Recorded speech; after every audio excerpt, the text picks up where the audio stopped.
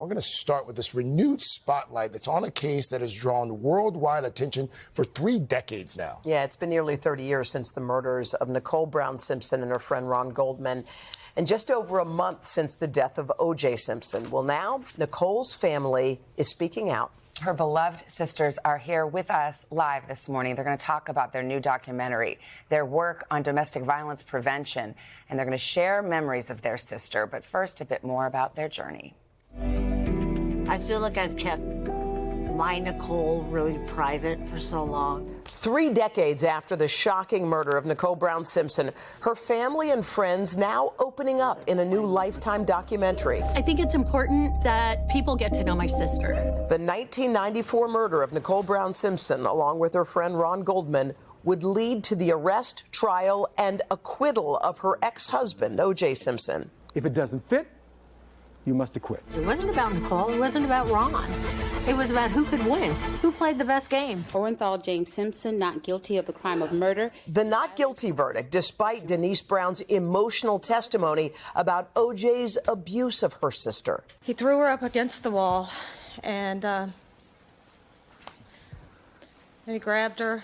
In 1997, a jury found Simpson liable for the wrongful deaths of Ron Goldman and Nicole in a civil trial. Simpson passed away last month. Nicole's family and friends say the public never understood the extent of O.J.'s violence, which they say Nicole documented in secret journals. She had a diary, essentially a list of abuse by Simpson. It still gives me chills. Nicole left O.J. and filed for divorce 2 years before her death.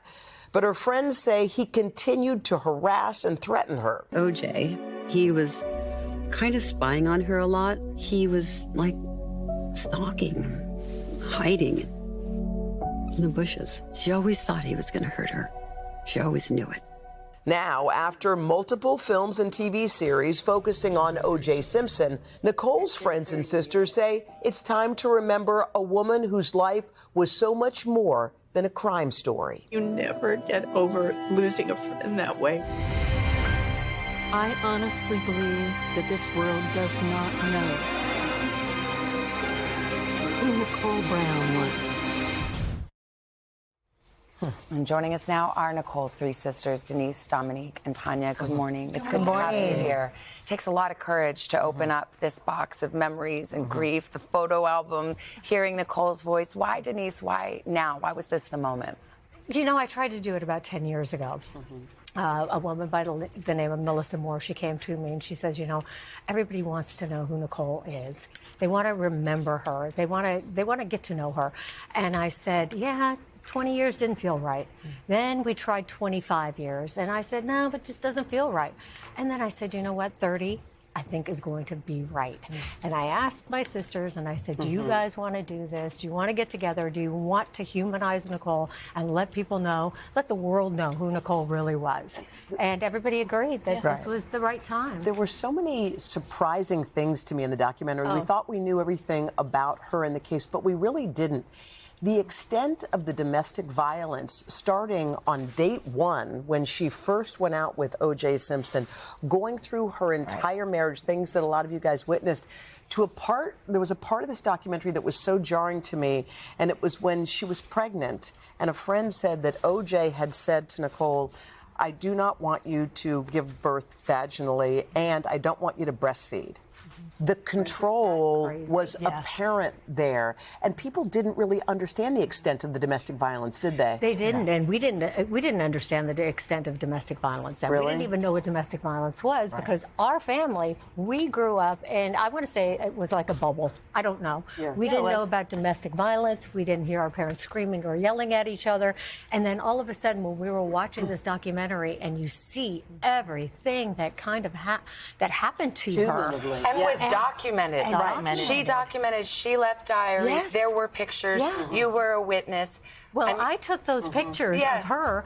Okay, when I was in her bathroom one day, Nicole and I, we were getting ready. We were in the bathroom. I opened up her bathroom drawer, and I found the Polaroid when she was very young. And I looked at it, and I said, oh, my God, Nick. I said, what? She goes, oh, isn't that wonderful? The makeup artist painted a black eye on me. And I said, wow, that looks so real. And I threw it right back in the drawer. Right. And then she called me in 1989 and she said, Denise, will you come up and take pictures of me? And I just went, whoa. Horrifying. Yeah, horrifying. Dominique and Tanya, let's bring you into this. I mean, while this documentary is being made, it has not yet been released. O.J. Simpson dies. I can't imagine the feelings that must have risen within you. Can you talk about your reaction? It was very overwhelming. It was very complicated, very confusing, and at the same time, so sad. I was really emotional. We didn't know if it was true when we heard the news, and then we turned on the TV, and it was confirmed that he had actually passed away. How for you? Oh, I was so sad for the children. Yeah. I was so sad for them. You've kept a relationship with Yes. Sydney and Justin. I mean, that's the thing that when you look at this, you think about a 5-year-old boy and an 8-year-old girl sleeping upstairs while their mother is killed, and what they've had to carry in their life. Exactly. How have you tried to keep that relationship alive, and how has that affected your relationships with your sisters on this couch and your relationship with what you've come to believe about O.J. Simpson? Well, I think that originally when Nicole was killed, I just realized that I had a very close relationship with Nicole, and I was very close with Sydney. And I realized that it was what Nicole would have wanted me to do, was to step in. So, you know, we were kind of in a little bubble where we lived. We lived in a gated community. We played. We went and ate together. We went to the beach together. At the same time, I would go to work in the morning. I would drop them off from school. I would go to work, pick them up. We'd go to the beach. Yeah, it was just something that we've done. And now I'm involved with them and their families and their children. Denise, I want to bring you in, Tanya, in just a second. But Denise, what was your reaction when you learned that O.J. died? Well, I think everybody knows how I felt about him. I think the whole world knew how I felt about him. But on that day, how did you On that day, I was happy. When I heard the news, I was like, oh my God, finally. But then it kind of sunk in and go, wait a minute, there's Sydney and Justin. Right. So that's when I was like, wow, okay, I'm happy for me. I don't have to look over my shoulder anymore. But yet, were you afraid of him? No. Oh. No, I wasn't afraid of him. But, you know, you just kind of, he was just always there, you know, his presence. They were always talking about him in the media. Things were always going on. But then it was that sadness for the kids because now they don't have a mom or a dad. So, yeah, it was hard. That was tough. How was that, navigating that, Tanya? As you grew up, you were the baby sister. I know you said the tallest baby. Yeah, but in a lot of ways, you felt like you were just getting to know your sister, grown up to grown up. Yeah, I think that's where my grief came in, my sadness, and I could cry right now. I was just getting to know her.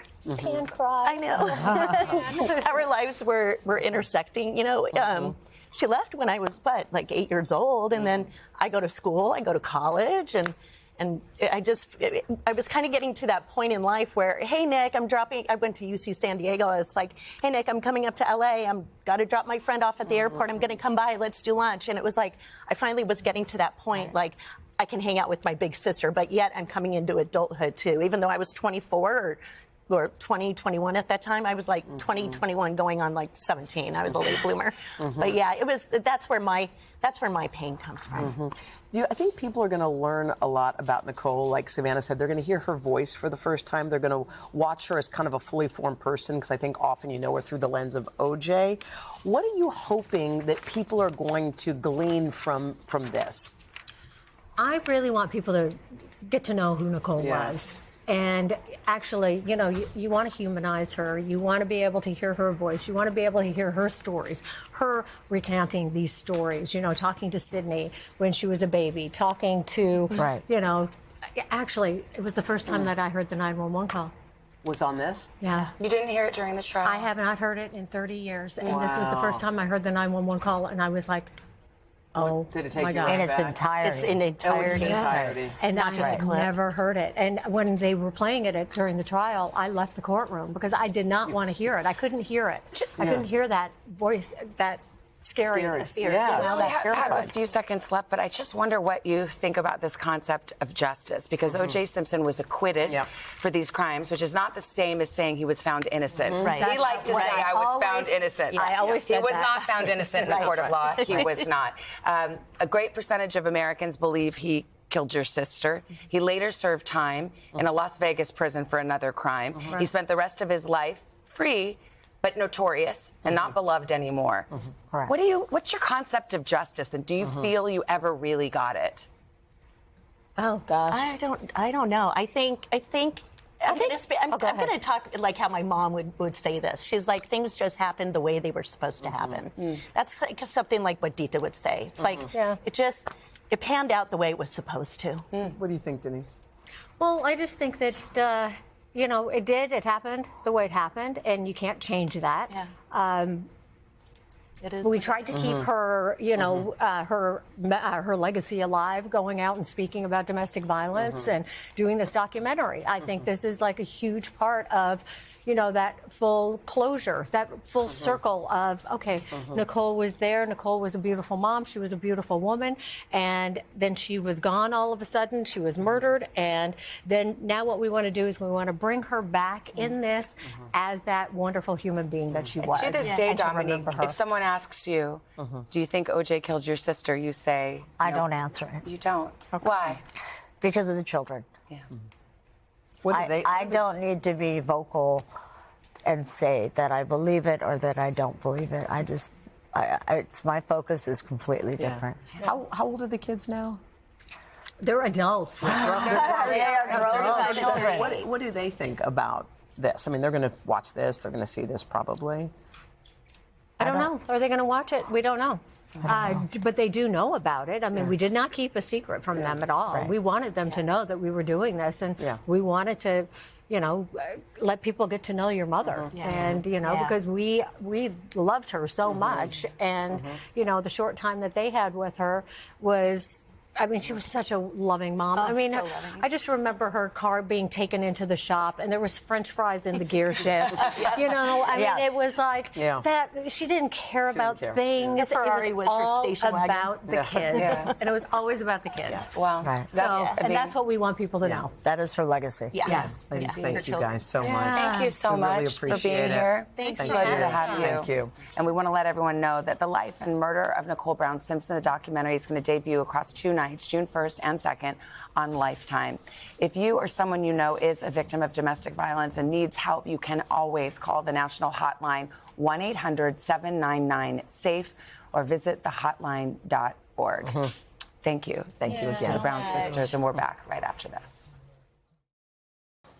Hey, thanks for watching. Don't miss the Today Show every weekday at 11 a.m. Eastern, 8 Pacific on our streaming channel, Today All Day. To watch, head to today.com/allday or click the link right here.